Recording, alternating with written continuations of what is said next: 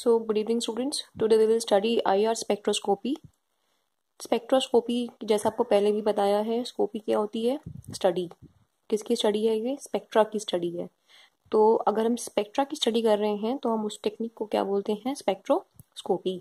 जिस इंस्ट्रूमेंट के थ्रू हम ये करते हैं उसको हम बोलते हैं स्पेक्ट्रोमीटर, ठीक है, या फिर स्पेक्ट्रोफोटोमीटर बोलते हैं.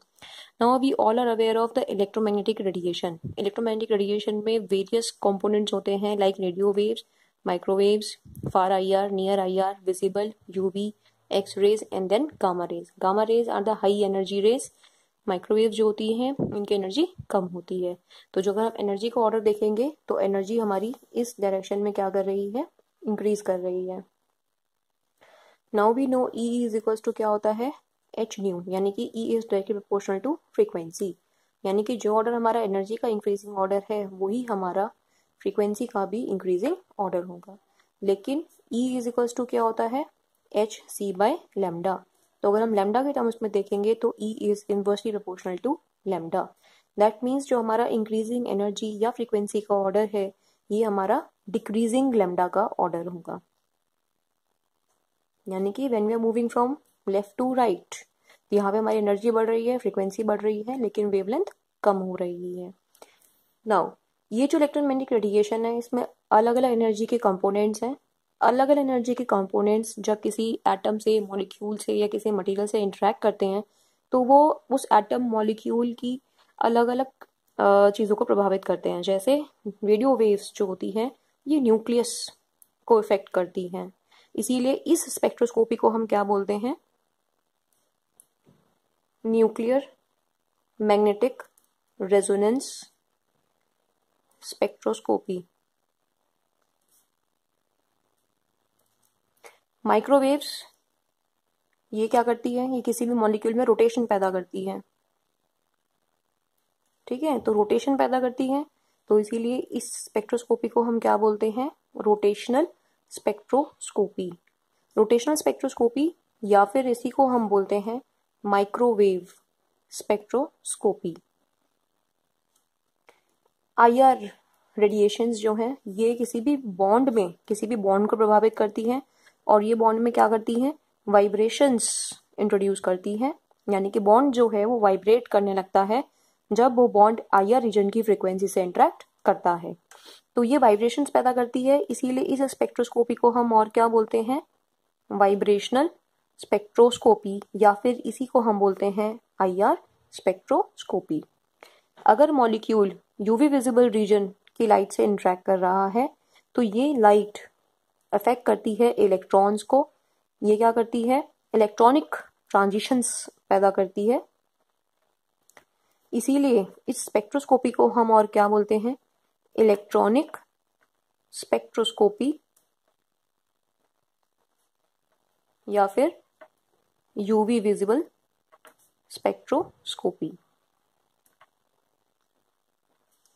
Now in our syllabus we have to study all these three type of spectroscopies: UV visible, IR and microwave. ठीक है. चौथी स्पेक्ट्रोस्कोपी हमें और पढ़नी है जो कि क्या है? रमन स्पेक्ट्रोस्कोपी. ये जो तीनों स्पेक्ट्रोस्कोपीज हैं ये एब्जॉर्प्शन पे बेस्ड है, ठीक है. और उस एब्जॉर्प्शन को कौन गवर्न करता है? एब्जॉर्प्शन लॉज गवर्न करते हैं, जिसमें कि आपने पहले पढ़ा है कि एब्जॉर्प्शन लॉ कौन सा वाला है? लैम्बर्ट-बियर लॉ, ठीक है. लैम्बर्ट-बियर लॉ क्या कहता है कि जो एब्जॉर्बेंस है that is directly proportional to concentration of solution and length of the cuvette या फिर सेल मतलब जिसमें हमने वो सॉल्यूशन को लिया है, ठीक है. तो इसीलिए जब हम ये प्रोपोर्शनलिटी का साइन हटाते हैं तो A becomes equals to epsilon C into L. ये इतना आप अभी पढ़ चुके हो, ठीक है. Now, Raman spectroscopy is based on scattering. ये डिफरेंट टाइप की स्पेक्ट्रोस्कोपी है, ठीक है. तो ये जो तीन स्पेक्ट्रोस्कोपीज हम पढ़ेंगे ये तीनों क्या है? एब्जॉर्प्शन बेस्ड स्पेक्ट्रोस्कोपीज हैं. वेयरएज ये जो रमन स्पेक्ट्रोस्कोपी है ये स्कैटरिंग बेस्ड है. नाउ अब हम पढ़ेंगे IR स्पेक्ट्रोस्कोपी. पहली चीज तो यही है कि IR स्पेक्ट्रोस्कोपी को ही हम और क्या बोलते हैं? Vibrational spectroscopy. जैसा कि मैंने अभी बताया तुम्हें कि कोई भी आपके पास मॉलिक्यूल है, ये मॉलिक्यूल जब आईआर रीजन की लाइट के साथ इंटरेक्ट करेगा, ठीक है, जब ये इसके साथ इंटरेक्ट करेगा तो ये क्या करेगी, आईआर रेडिएशन इस मॉलिक्यूल में जो भी बॉन्ड है उस बॉन्ड में वाइब्रेशन पैदा करेगी और बॉन्ड वाइब्रेट करना शुरू कर देगा। जब बॉन्ड वाइब्रेट करना शुरू कर देगा तो हमें क्या दिखाई देंगी, वाइब्रेशनल ट्रांजिशंस दिखाई देंगी। जैसे कि पहले भी आपने पढ़ा होगा कि हमारे पास इलेक्ट्रॉनिक एनर्जी लेवल्स होते हैं और इन इलेक्ट्रॉनिक एनर्जी लेवल्स में हमारे पास क्या होते हैं, वाइब्रेशनल एनर्जी लेवल्स। और इन वाइब्रेशनल एनर्जी लेवल्स के अंदर हमारे पास क्या होते हैं, रोटेशनल एनर्जी लेवल्स।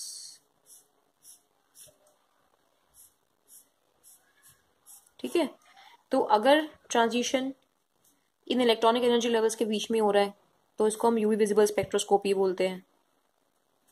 अगर transition in vibrational energy levels के बीच में हो रहा है, यानी कि जो ग्रीन वाले बनाए हुए हैं मैंने, तो इन ट्रांजिशंस को हम क्या बोलते हैं, वाइब्रेशनल ट्रांजिशंस। ठीक है, और ये जो वाइब्रेशनल के अंदर है रोटेशनल लेवल्स, अगर रोटेशनल लेवल्स के बीच में ट्रांजिशन हो रहा है तो इसको हम क्या बोलते हैं, रोटेशनल ट्रांजिशंस।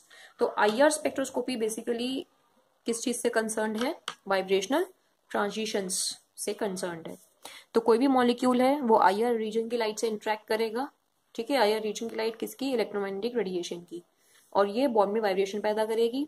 और इस बॉन्ड की वाइब्रेशन की वजह से क्या होगा कि जो बॉन्ड है वो एक इनिशियल ग्राउंड स्टेट से एक्साइटेड स्टेट में पहुंच जाएगा। ठीक है, वापस अपनी ग्राउंड स्टेट में वापस आ जाएगा। तो अब ये जो वाइब्रेशनल ट्रांजिशंस हैं ये हम स्टडी करते हैं किसमें, आईआर स्पेक्ट्रोस्कोपी में।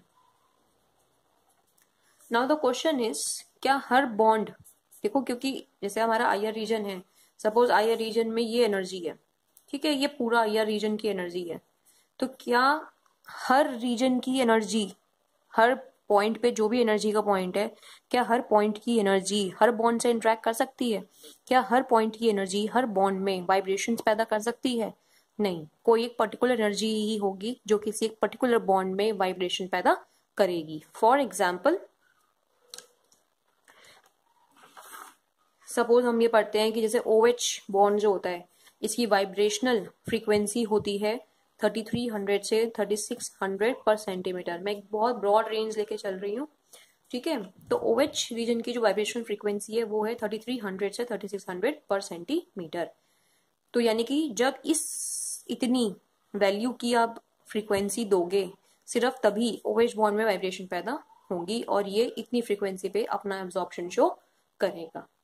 ठीक है, नाउ हमें पता है कि एनर्जी जो होती है it is equals to H nu, यानी कि एनर्जी जो है ये डायरेक्टली प्रोपोर्शनल है फ्रीक्वेंसी के, लेकिन फ्रीक्वेंसी की यूनिट क्या होगी आपकी, सेंटीमीटर में होगी या फिर हर्ट्स में होगी।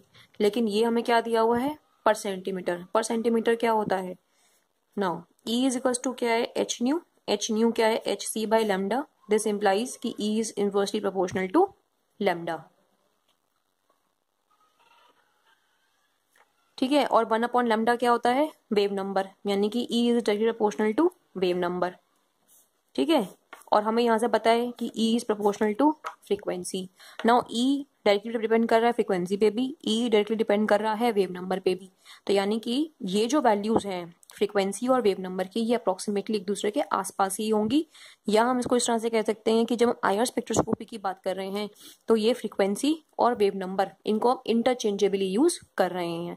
यानी कि अगर आपको फ्रीक्वेंसी दी हुई है तो वो सेंटीमीटर में दे रखी होगी, और आपको वेव नंबर अगर दिया हुआ है तो वो आपको पर सेंटीमीटर में दिया हुआ होगा। लेकिन अगर आपको सिर्फ ये लिखा हुआ है कि इतना पर सेंटीमीटर है आपकी और ये लिखा हुआ है फ्रीक्वेंसी, तो ये गलत नहीं है, ये सही है। क्यों? क्योंकि आईआर के केस में हम फ्रीक्वेंसी और वेव नंबर को इंटरचेंजेबली यूज कर सकते हैं। मतलब लिखा तो यही होगा रोटेशनल फ्रीक्वेंसी दी हुई है, लेकिन उसकी यूनिट आपको पर सेंटीमीटर ही दी हुई होगी। Now comes the criteria. ये क्वेश्चन एग्जाम में बहुत आता है तो इसलिए बहुत इंपॉर्टेंट है ये। Criteria for a molecule to be IR active. क्या क्राइटेरिया है? पहला, कि चेंज इन डायपोल मोमेंट होना चाहिए, यानी कि अब ये डायपोल मोमेंट क्या होता है पहले तो हम ये डिस्कस कर लेते हैं। अगर हमारे पास एटम है, एक बॉन्ड है ए से बना हुआ है, एक बॉन्ड है जो ए बी से बना हुआ है, इन दोनों की इलेक्ट्रोनेगेटिविटी सेम है, तो यहाँ पे जो डायपोल मोमेंट है यानी कि इनके बीच का जो इनके पे जो चार्ज है वो चार्ज बिल्कुल सेम है। ठीक है, दोनों पे या तो प्लस होगा या दोनों पे माइनस होगा। जबकि यहाँ पे क्या होगा, एक पार्शियल पॉजिटिव बनेगा और एक पार्शियल नेगेटिव। जब किसी भी मॉलिक्यूल में या किसी भी बॉन्ड में हमारे पास ये चार्ज सेपरेशन प्रेजेंट होता है तो ऐसे मॉलिक्यूल्स को हम क्या बोलते हैं, ऐसे बॉन्ड्स को हम क्या बोलते हैं, पोलर। एंड पोलर मॉलिक्यूल्स का एक कैरेक्टरिस्टिक होता है कि इनके अंदर डायपोल मोमेंट प्रेजेंट होता है, जो कि क्या होता है बेसिकली चार्ज इनटू डिस्टेंस। ठीक है, तो ये तो वो कि डायपोल मोमेंट होता क्या है। लेकिन अब इम्पॉर्टेंट बात क्या है कि वाइब्रेशन के दौरान, ड्यूरिंग द वाइब्रेशन, ये डायपोल मोमेंट में चेंज आना चाहिए। यानी कि मॉलिक्यूल में चाहे परमानेंट डायपोल मोमेंट प्रेजेंट हो चाहे ना हो, लेकिन अगर वाइब्रेशन के दौरान उसका डायपोल मोमेंट चेंज हो रहा है तो उसको हम IR एक्टिव बोलेंगे। फॉर एग्जाम्पल, सपोज आपके पास मॉलिक्यूल है H2। नाउ H2 में डायपोल मोमेंट नहीं है, लेकिन अगर आप इसे वाइब्रेशन करोगे तो उसका डायपोल मोमेंट चेंज होगा या नहीं होगा। देखो जैसे ये HH है, अब इसका डायपोल मोमेंट चेंज होगा या नहीं होगा, क्योंकि ये सिमेट्रिकल मॉलिक्यूल है बिल्कुल, इसमें चार्ज सेपरेशन कुछ नहीं आएगा, चाहे आप इसमें किसी भी तरह की वाइब्रेशंस कर दो। तो इसीलिए ये जो मॉलिक्यूल है ये हमेशा कैसा रहेगा, IR इनएक्टिव मॉलिक्यूल रहेगा। ठीक है, बाकी डायपोल मोमेंट चेंज होगा या नहीं होगा ये हम तभी डिसाइड करेंगे जब हम मॉलिक्यूलर वाइब्रेशन के टाइप्स डिटेल में पढ़ लेंगे। नाउ ये तो हुआ एक factor. Now second factor is कि जो हमारी नेचुरल फ्रीक्वेंसी है, किसकी नेचुरल फ्रीक्वेंसी है, किसी भी बॉन्ड की। अब ये जो हमारी नेचुरल फ्रीक्वेंसी ऑफ बॉन्ड है, इट शुड मैच या it should be equal to the applied IR frequency. इसका मतलब क्या है कि जो हम IR फ्रीक्वेंसी अप्लाई कर रहे हैं, अगर वो हमारी बॉन्ड की नेचुरल फ्रीक्वेंसी से मैच कर जाती है तभी कोई मॉलिक्यूल वाइब्रेट करेगा, तभी उसमें वाइब्रेशनल ट्रांजिशंस इंट्रोड्यूस होगी। इसका मतलब क्या है कि IR एक्टिव मॉलिक्यूल के लिए दो हमारी इंपॉर्टेंट कंडीशंस है, पहला चेंज इन डायपोल मोमेंट और दूसरा क्या है कि natural frequency of bond should be equal to the applied IR frequency. ये क्वेश्चन एग्जाम में बहुत आता है कि क्या क्राइटेरिया है IR एक्टिव मॉलिक्यूल का, तो इसलिए दोनों पॉइंट्स इसमें आपको मेंशन करने हैं। नाउ अब पूछा जाता है आपसे एग्जाम में कि what is the principle of IR spectroscopy.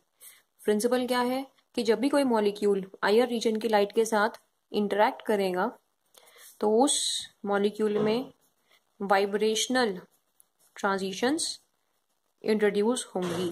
ठीक है, वाइब्रेशनल ट्रांजिशंस आर प्रोड्यूस्ड। लेकिन ये वाइब्रेशनल ट्रांजिशंस कब प्रोड्यूस होंगी, जब हमारी बॉन्ड की नेचुरल फ्रीक्वेंसी इक्वल्स टू होगी अप्लाइड IR फ्रीक्वेंसी के। So what is the principle of IR spectroscopy कि जब भी कोई मॉलिक्यूल IR रीजन की लाइट के साथ इंटरेक्ट करेगा तो उसमें वाइब्रेशनल ट्रांजिशंस प्रोड्यूस होंगी, प्रोवाइडेड कि आपकी natural bond frequency should match with the applied IR frequency. Now how this IR frequency depends upon या how it is related to the Hooke's law. Now Hooke's law क्या कहता है कि suppose आपका ये एटम है M1, ये है एटम M2 और इनके बीच में एक क्या है, स्प्रिंग है। लेकिन ये जो स्प्रिंग है ये क्या है, यहाँ पे ये बॉन्ड है। तो हुक्स लॉ क्या कहता है कि दो एटम्स के बीच में जो बॉन्ड है ये स्टैटिक नहीं है, ये डायनामिक है, यानी कि ये एक स्प्रिंग की तरह है जिसको हम कंप्रेस भी कर सकते हैं और जिसको हम एक्सपेंड भी कर सकते हैं। तो यही जो कंप्रेशन या एक्सपेंशन है इसी को हम वाइब्रेशन का नाम देते हैं। तो हम इसमें ये लॉ क्या कहता है कि ये जो भी बॉन्ड है, treat this bond like a spring. ठीक है, जिसको हम एक्सपेंड भी कर सकते हैं और जिसको हम कंप्रेस भी कर सकते हैं। तो इसीलिए यानी कि इसको हम स्ट्रेच कर सकते हैं बेसिकली। तो ये जो स्ट्रेचिंग वाइब्रेशन इसमें होगी, इसकी जो फ्रीक्वेंसी होगी ये होती है 1/2 pi under the root of K by nu, where K is the force constant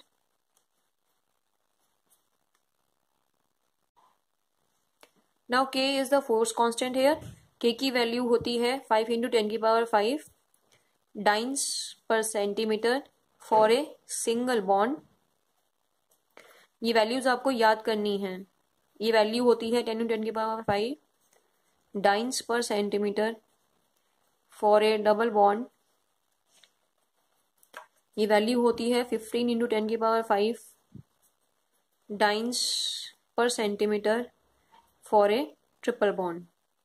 ठीक है, और न्यू होता है यहाँ पे reduced mass. Now this reduced mass is m1 × m2। ठीक है, तो ये रिड्यूस्ड मास है, ये क्या होता है m1 × m2 divided by m1 + m2। ये m1 क्या है यहाँ पे, मास ऑफ वन एटम। ठीक है, mass of one atom of, ये 1 लिखा है तो 1 की जगह हम इसको AB भी कर सकते हैं, क्योंकि कोई भी जो भी बॉन्ड है वो दो एटम के बीच में बनेगा। तो let those bonds be A and B। तो MA यहाँ पे क्या है, mass of one atom of A, और MB यहाँ पे क्या होगा, mass of one atom of B। ठीक है, तो ये वाइब्रेशनल फ्रीक्वेंसी है। ये फ्रीक्वेंसी क्या है, 1/2π × √k/ν। k फोर्स कांस्टेंट है and nu is the reduced mass. अब इससे हमें दो चीजें पता चलती हैं कि जो फ्रीक्वेंसी है, फ्रीक्वेंसी ऑफ वाइब्रेशन, ठीक है, बॉन्ड की वाइब्रेशनल फ्रीक्वेंसी जो है, ये या तो डायरेक्टली डिपेंड करती है किस पे, फोर्स कांस्टेंट पे, या फिर ये डिपेंड करती है इनवर्सली किस पे, रिड्यूस्ड मास पे। यानी कि फोर्स कांस्टेंट जितना ज्यादा बढ़ेगा वाइब्रेशनल फ्रीक्वेंसी उतनी ही हाई होगी। और ये वाइब्रेशनल फ्रीक्वेंसी यानी कि ये जो फोर्स कांस्टेंट है ये किस पे डिपेंड करता है, स्ट्रेंथ ऑफ बॉन्ड पे। बॉन्ड की स्ट्रेंथ जितनी ज्यादा होगी वाइब्रेशनल फ्रीक्वेंसी उतनी ही ज्यादा होगी। या मैं इसको और कहूं तो कि बॉन्ड की स्ट्रेंथ जितनी ज्यादा होगी फोर्स कांस्टेंट उतना ही ज्यादा होगा। यानी कि फोर्स, यानी कि आपको बॉन्ड को तोड़ने के लिए जो फोर्स लगानी पड़ेगी वो उतनी ही ज्यादा होगी, और इसीलिए उसकी वाइब्रेशनल फ्रीक्वेंसी उतनी ही ज्यादा होगी। नाउ वाइब्रेशनल फ्रीक्वेंसी दो फैक्टर्स पे डिपेंड कर रही है, directly upon force constant which depends upon the strength of bond, and inversely upon reduced mass. ठीक है, ये बहुत इंपॉर्टेंट है। क्यों, क्योंकि इसके ऊपर क्वेश्चन डायरेक्टली नहीं आया लेकिन इनडायरेक्टली पूछा जा चुका है। ठीक है, क्वेश्चन इनडायरेक्टली क्या पूछा जा चुका है कि आपके पास एक C सिंगल बॉन्ड C है और एक C ट्रिपल बॉन्ड C है, बताओ किसकी वाइब्रेशनल फ्रीक्वेंसी ज्यादा होगी। तो ऑब्वियसली क्योंकि इस बॉन्ड की स्ट्रेंथ ज्यादा है तो इसीलिए इसका फोर्स कांस्टेंट ज्यादा होगा। क्यों है इसका फोर्स कांस्टेंट ज्यादा, due to high strength of bond. ठीक है, तो ये इस तरह का क्वेश्चन एग्जाम में पूछा जा चुका है कई बारी, तो इसलिए आपको इस चीज का ध्यान रखना है। Now another important thing is कि हमने जो भी बताया आपको, reduced mass is m1 × m2 divided by m1 + m2। अब ये जो मासेस हैं ये मास ऑफ वन एटम है। Again I am saying this is mass of one atom.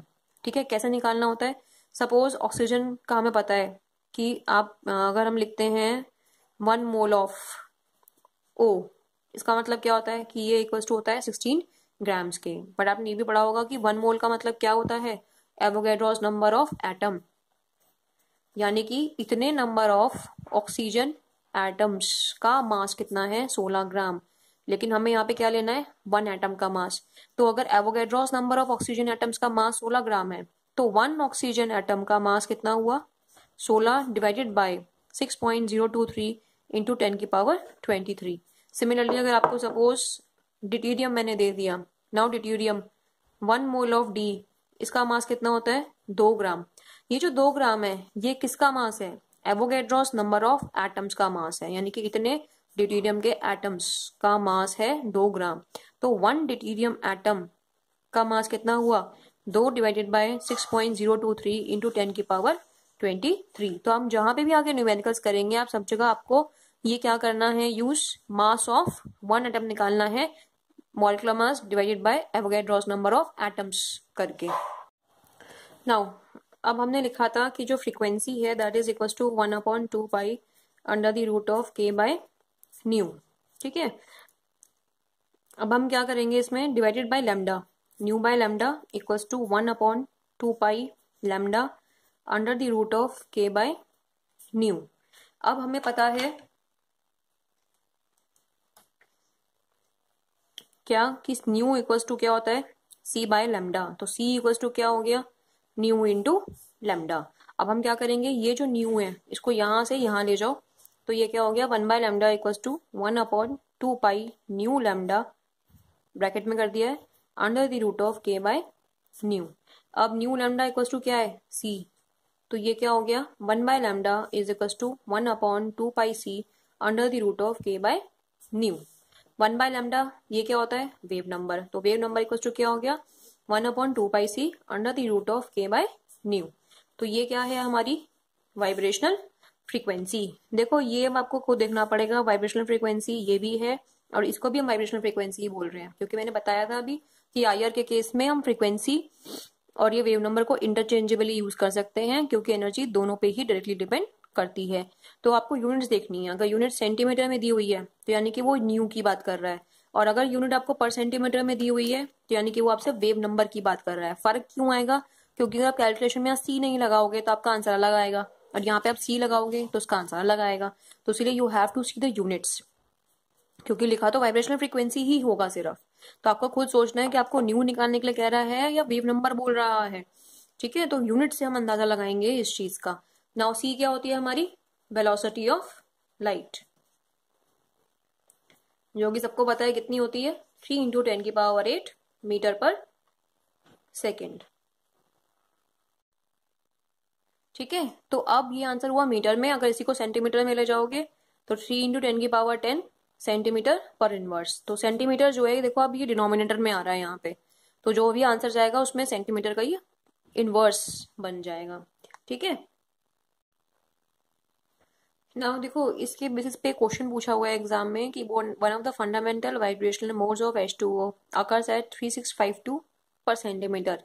So what would be the frequency of the corresponding vibration for D2O? अब क्या कह रहे हैं ये हमसे, वाइब्रेशनल फ्रीक्वेंसी पूछ रहे हैं। वाइब्रेशनल फ्रीक्वेंसी के देखो दो फॉर्मूलाज हैं, एक न्यू वाला भी है और एक वेव नंबर का भी है, लेकिन अब ये देखो यूनिट आपको यहाँ पे क्या दी हुई है पर सेंटीमीटर वाली, तो हमें कौन सा यूज करना है, ये वाला फॉर्मूला यूज करना है। तो हम लिखेंगे तो वेव नंबर, लेकिन बोलेंगे इसको वाइब्रेशनल फ्रीक्वेंसी ही। This is equals to 1/2 under the root of k by nu. नाउ D2O में आपको पता है सिंगल बॉन्ड्स हैं, तो फोर्स कांस्टेंट कितना हुआ 5 × 10⁵ डाइन्स पर सेंटीमीटर, क्योंकि सेंटीमीटर की यूनिट यूज कर रहे हैं, तो इसीलिए C जो यानी कि वेलोसिटी ऑफ लाइट है ये भी हम सेंटीमीटर के टर्म्स में ही यूज करेंगे। कितना हो गया 3 × 10⁻10 सेंटीमीटर पर सेकेंड। के फोर्स कांस्टेंट हो गया मैंने बता ही दिया, ये C हो गया। नाउ न्यू इक्वल्स टू क्या है m1 × m2 divided by m1 + m2। यहाँ पे m1 क्या है D2O के लिए पूछ रहे हैं, तो यानी कि mass of 1 atom of deuterium into mass of 1 atom of oxygen divided by mass of 1 atom of deuterium plus mass of 1 atom of oxygen. अभी मैंने ये थोड़ी देर पहले भी तुम्हें बताया था कि mass of 1 atom of oxygen कैसे निकालना है हमें 16 डिवाइड बाय एवोगैड्रोस नंबर, और mass of 1 atom of deuterium कैसे निकालना है हमें 2 डिवाइडेड बाय एवोगैड्रोस नंबर। तो यहाँ पे मास ऑफ ड्यूटेरियम क्या है 2/6.023 × 10⁻23 एंड मास ऑफ ऑक्सीजन क्या है 16/6.023 × 10⁻23। सब वैल्यूज आपको दे दी, you have to calculate wave number and this wave number आप वैल्यूज डालोगे तो it will come out to be 2166 पर सेंटीमीटर। नाउ ये जो अब हम पढ़ने जा रहे हैं नेक्स्ट टॉपिक ये और भी ज्यादा इंपॉर्टेंट है, that is about molecular vibrations. Molecular vibrations यानी कि जैसे हमने पढ़ा था कि बॉन्ड में वाइब्रेशंस होती हैं, अब ये जो वाइब्रेशंस हैं ये दो तरह की होती हैं, स्ट्रेचिंग वाइब्रेशन या फिर बेंडिंग वाइब्रेशन। स्ट्रेचिंग वाइब्रेशन में क्या होता है कि जो बॉन्ड की लेंथ है वो चेंज हो जाती है, ठीक है, और ये जो वाइब्रेशंस होती हैं ये हाई एनर्जी पे होती है, यानी कि 4000 से 1250 पर सेंटीमीटर की रेंज में। नाउ लेट अस फर्स्ट सी ये स्ट्रेचिंग वाइब्रेशंस क्या होती हैं। स्ट्रेचिंग वाइब्रेशन का मतलब क्या है कि आपके पास जो बॉन्ड्स है आपने उनको स्ट्रेच कर दिया है।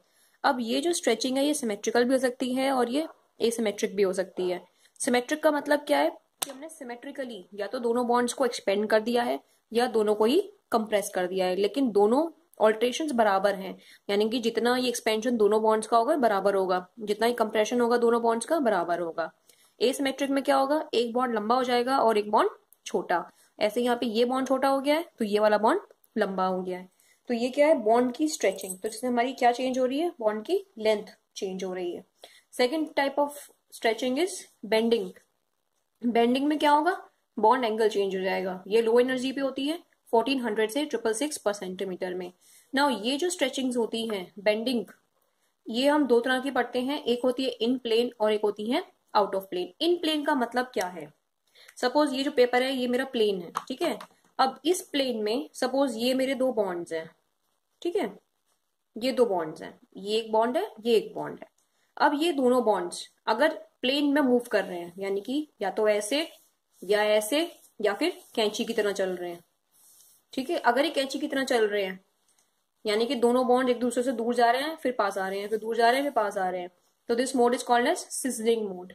रॉकिंग में क्या होगा कि ये जो दोनों बॉन्ड्स हैं या तो एक डायरेक्शन में जाएंगे क्लॉकवाइज या ये जाएंगे एंटी क्लॉकवाइज, लेकिन ये जो मूवमेंट है ये प्लेन में हो रही है, पेपर के प्लेन में। तो इसीलिए ये क्या है, इन प्लेन बेंडिंग मोड, जिसमें दो चीजें पॉसिबल है कि या तो सीधे चले या फिर दोनों रॉकिंग, यानी कि दोनों एक ही डायरेक्शन में जाए। नाउ आउट ऑफ प्लेन में क्या होता है, सपोज ये हमारा अगेन प्लेन है और ये जो दोनों हैं ये दोनों बॉन्ड्स मैंने ऐसे खड़े कर दिए हैं, ठीक है। अब ये जो दोनों बॉन्ड्स हैं, अगर ये दोनों बॉन्ड्स मतलब क्या है कि सपोज ये हमारा प्लेन था, तो ये प्लेन से एक बॉन्ड ऊपर की तरफ आ गया और ये एक प्लेन में नीचे की तरफ चला गया, ठीक है। तो इसको हम बोलेंगे ट्विस्टिंग मोड। क्या बोलेंगे, ट्विस्टिंग मोड। ट्विस्टिंग मोड में क्या होता है कि ये हमारा प्लेन में से एक बॉन्ड ऊपर चला गया और एक प्लेन के नीचे चला गया, तो उसको हम ट्विस्टिंग बोलेंगे। बैगिंग में क्या होता है कि दोनों ही या तो प्लेन के ऊपर चले गए या दोनों ही प्लेन के नीचे चले गए। तो अगेन रिपीट कर रही हूँ, बेंडिंग मोड्स में दो हैं, इन प्लेन और एक है आउट ऑफ प्लेन। ए प्लेन का मतलब क्या है, प्लेन में बॉन्ड की मूवमेंट हो रही है, या तो सीजरिंग मूवमेंट हो रही है या फिर रॉकिंग मूवमेंट हो रही है।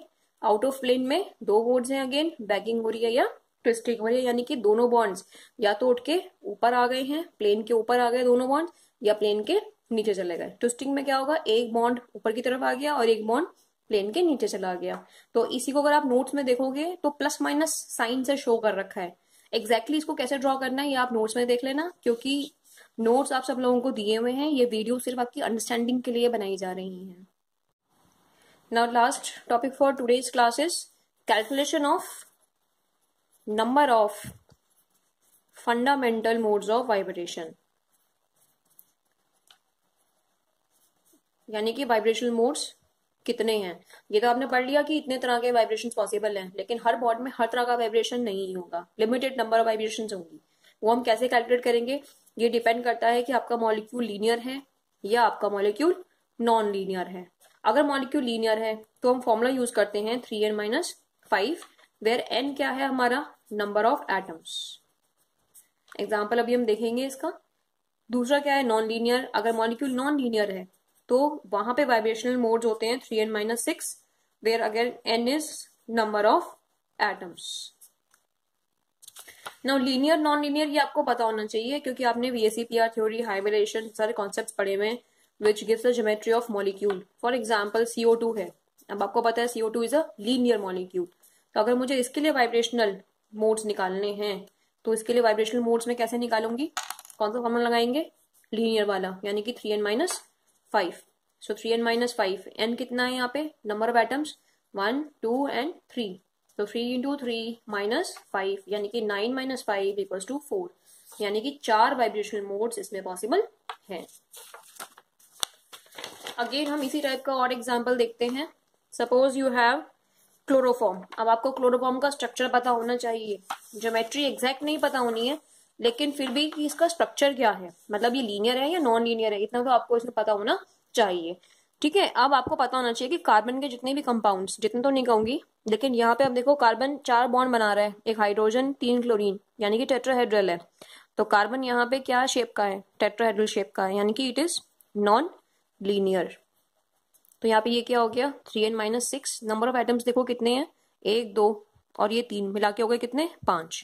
तो 3 × 5 - 6 यानी कि 15 - 6 कितना हो गया, 9। देन सिमिलरली देखो ऑक्सीजन है, ऑक्सीजन की शेप कैसी होती है, देखो बेटा ऐसी होती है ना, तो ये कैसी शेप है, लीनियर। तो इसके लिए हम वाइब्रेशनल मोड्स कितने लेंगे, 3n-5, n कितना है, 2, तो 3 × 2 - 5 कितना हो गया, 6, 6 - 5 यानी कि 1, ठीक है। इसका मतलब क्या है कि इसमें वाइब्रेशन होगी ही नहीं, क्योंकि ये एक ही जैसा ये बॉन्ड है, ये वैसे का वैसा ही रहेगा। ठीक है, इसका डायपोल मोमेंट चेंज नहीं होगा ड्यूरिंग द वाइब्रेशंस। सिमिलरली अब हम आगे देखते हैं और एग्जांपल लेते हैं, जैसे बेंजीन C6H6। ठीक है, नाउ C6H6 में क्या होगा, अगेन आप देखो नंबर ऑफ आइटम्स कितने हैं, 6 और 6 12, तो N12 हो गया। अब बेंजीन जो होती है, अब आपने पढ़ा होगा ये बेंजीन ऐसी होती है, ये सबको पता है, ये लीनियर है या non linear, it is a non linear molecule.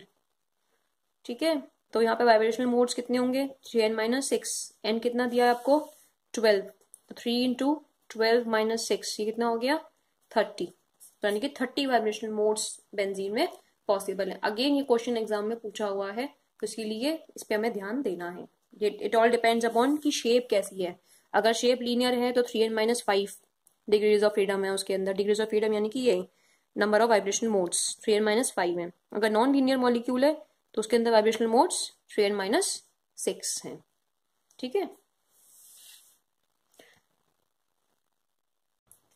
Now एक क्वेश्चन है जो एग्जाम में बहुत बार पूछा गया है कि CO2 मॉलिक्यूल है आपके पास, अगर हम CO2 को ड्रॉ करें तो वो इस तरह से है, इस डायरेक्शन का डायपोल और इस डायरेक्शन का डायपोल एक दूसरे को कैंसिल करता है, so net dipole moment is 0। लेकिन ये मॉलिक्यूल IR एक्टिव है। क्यों है ये IR एक्टिव, क्यों, क्योंकि अभी हमने पढ़ा था कि CO2 के केस में 3n-5 का अगर हम फॉर्मूला लगाते हैं तो 3 × 3 - 5 यानी कि 4 वाइब्रेशनल मोड्स पॉसिबल हैं। ठीक है, इसीलिए ये IR एक्टिव मॉलिक्यूल है। कैसे कैसे हम इसको प्रूव करेंगे, CO2 के केस में 4 वाइब्रेशनल मोड्स हैं, वो 4 क्या हैं, एक सिमेट्रिक स्ट्रेचिंग, एक asymmetric stretching, symmetric stretching and asymmetric stretching, बाकी के 2 इसमें बेंडिंग मोड्स होते हैं।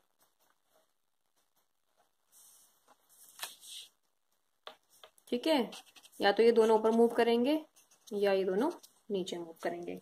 तो ये जो 2 हैं ये इसमें ये बेंडिंग के मोड्स होते हैं।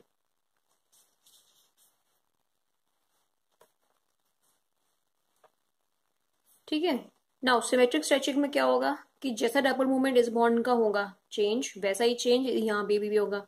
तो अगर नेट डायपोल मूवमेंट 0 है तो सिमेट्रिक स्ट्रेचिंग के दौरान भी नेट डायपोल मूवमेंट 0 ही रहेगा, क्योंकि इस बॉन्ड का डायपोल मूवमेंट चेंज तो होगा, ये बॉन्ड जैसे बढ़ेगा तो लेंथ चेंज हो जाएगी r यानी कि, तो इसलिए ये डायपोल मूवमेंट चेंज तो होगा, लेकिन जितना चेंज यहाँ होगा उतना ही चेंज इस वाली साइड भी होगा, तो इसीलिए नेट डायपोल मूवमेंट यहाँ पे 0 का 0 ही रहेगा। तो इसीलिए this mode will be IR inactive mode. कैसा मोड है ये, IR इनएक्टिव। जबकि ये जो मोड है इसमें एक बॉन्ड बड़ा हो गया और एक बॉन्ड छोटा, तो जो नेट डायपोल मूवमेंट होगा वो 0 नहीं होगा। सिमिलरली इन दोनों केसेस में भी जो डायपोल मूवमेंट है वो 0 नहीं होगा। सो ये जो मोड्स होंगे, ये तीनों मोड्स ये क्या हैं, IR एक्टिव मोड्स हैं। तो इसीलिए इसमें नेट डायपोल मूवमेंट चाहे 0 हो, लेकिन फिर भी ये IR एक्टिव मॉलिक्यूल है, ये एग्जाम में बहुत बार पूछा जाता है। ठीक है, तो रीजन क्या है कि 4 वाइब्रेशनल मोड्स इसमें पॉसिबल हैं, जिनमें से एक IR इनएक्टिव है जबकि बाकी के 3 IR एक्टिव हैं। अब इसी के ऊपर एक और लास्ट बात बताती हूँ जो एग्जाम में पूछी जाती है, कि कई बार एग्जाम में लिखा होता है कि एक मॉलिक्यूल है XY2, कई बार लिखा होता है कि ये लीनियर मॉलिक्यूल है, कई बार लिखा होता है कि ये बेंट मॉलिक्यूल है, and explain it's vibrational modes of freedom. अब वाइब्रेशनल मोड्स चाहे लीनियर मॉलिक्यूल दिया हो चाहे बेंट दिया हो, आपको एक्सप्लेन करने के लिए बोला है। अगर आपसे एक्सप्लेन करने के लिए बोला है तो आपको उसमें सारे वाइब्रेशनल मोड एक्सप्लेन करने हैं, यानी कि स्ट्रेचिंग भी एक्सप्लेन करना है पूरा और बेंडिंग भी पूरा एक्सप्लेन करना है, क्योंकि लीनियर है या बेंट है ये हमारी वाइब्रेशनल मोड्स ऑफ फ्रीडम का नंबर डिसाइड करता है सिर्फ। ठीक है, यानी कि हमारा अगर हम लीनियर है या बेंट है उसके हिसाब से अगर हम मॉलिक्यूल को चेंज करते हैं तो उससे हमारी number of vibrational modes of freedom, number of vibrational modes change होते हैं, लेकिन आपको एक्सप्लेन उसमें सारे मॉलिक्यूलर वाइब्रेशंस करने हैं। ठीक है, लास्ट में आप उसमें लिख सकते हो कि उसमें अगर आपको लीनियर दिया है तो उसमें इतने वाइब्रेशनल मोड्स ऑफ फ्रीडम होंगे, अगर आपको नॉन लीनियर दिया है तो इतने उसमें वाइब्रेशनल मोड्स ऑफ फ्रीडम होंगे। ठीक है, अभी ये हाफ IR स्पेक्ट्रोस्कोपी हुआ है, rest will continue in the next lecture.